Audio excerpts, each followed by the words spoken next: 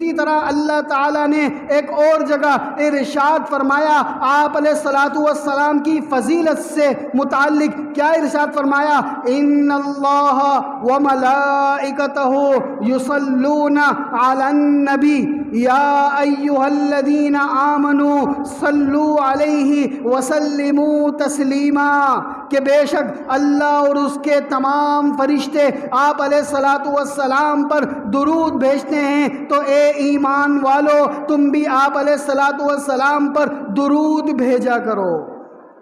یہ اللہ تعالیٰ ارشاد فرما رہے ہیں یہ درود بھی ایک عبادت ہے، جس طرح نماز ایک عبادت ہے، جس طرح روزہ رکھنا ایک عبادت ہے، جس طرح زکوٰۃ دینا ایک عبادت ہے، جس طرح حج ادا کرنا ایک عبادت ہے، جس طرح یہ تمام چیزیں عبادت ہیں، درود شریف پڑھنا بھی ایک عبادت ہے۔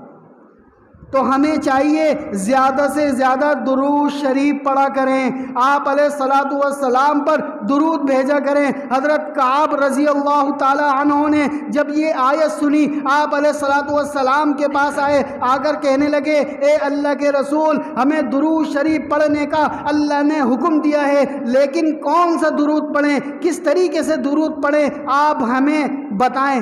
آپ علیہ الصلوۃ والسلام نے ارشاد فرمایا کہ آپ کو اور تمام مسلمانوں کو چاہیے کہ یہ والا درود پڑھا کریں۔ وہ درود کون سا ہے؟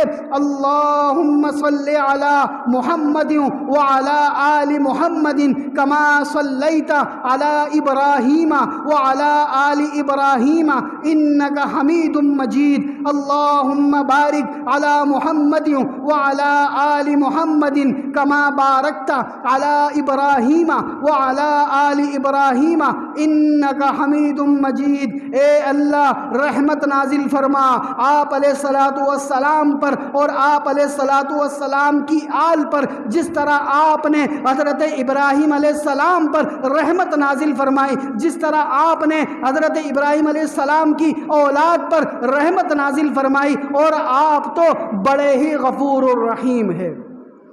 اور اسی طرح اے اللہ برکت نازل فرما آپ علیہ الصلوۃ والسلام پر، آپ علیہ الصلوۃ والسلام کی آل پر، جس طرح آپ نے حضرت ابراہیم علیہ السلام پر برکتیں نازل فرمائی، ان کی اولاد پر برکتیں نازل فرمائی، آپ علیہ الصلوۃ والسلام پر بھی برکتیں نازل فرما۔ تو جس کو ہم کہتے ہیں درود ابراہیم، یہ درود ابراہیم نماز میں بھی پڑھا جاتا ہے، تشہد میں بھی پڑھا جاتا ہے۔ اگر کوئی تشہد میں درود ابراہیم نہیں پڑھتا وہ نماز ناقص ہو جاتی ہے، وہ نماز کامل نہیں رہتی بلکہ ناقص ہو جاتی ہے۔ تو میرے عزیزو ہمیں چاہیے خود بھی اس درود کو یاد کریں اور اپنے بچوں کو بھی اس درود کو یاد کرائیں۔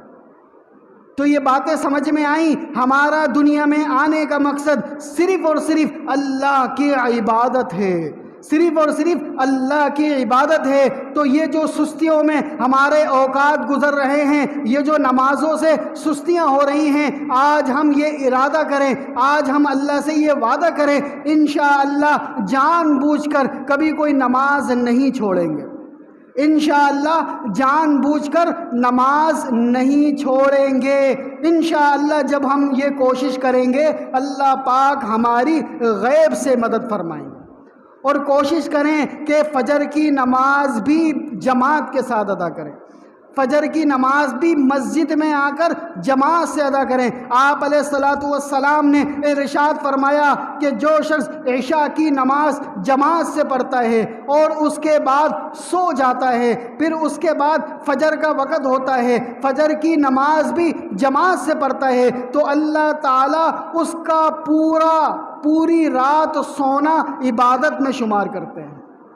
کتنا آسان کر دیا کہ خود سو بھی رہے ہیں، آرام سے نیند پوری کر رہے ہیں، لیکن دو کام کر لیے۔ کون سے دو کام؟ رات کو عشاء کی نماز جماعت سے پڑھ لی اور فجر کی نماز جماعت سے پڑھ لی، پوری رات عبادت میں شمار ہو گیا۔ تو سب کوشش کریں گے نا انشاءاللہ، عشاء کی نماز جماعت سے پڑھیں گے اور فجر کی نماز بھی جماعت سے پڑھیں گے۔ اللہ تعالیٰ جو کچھ کہا گیا سنا گیا اس پر عمل کرنے کی توفیق عطا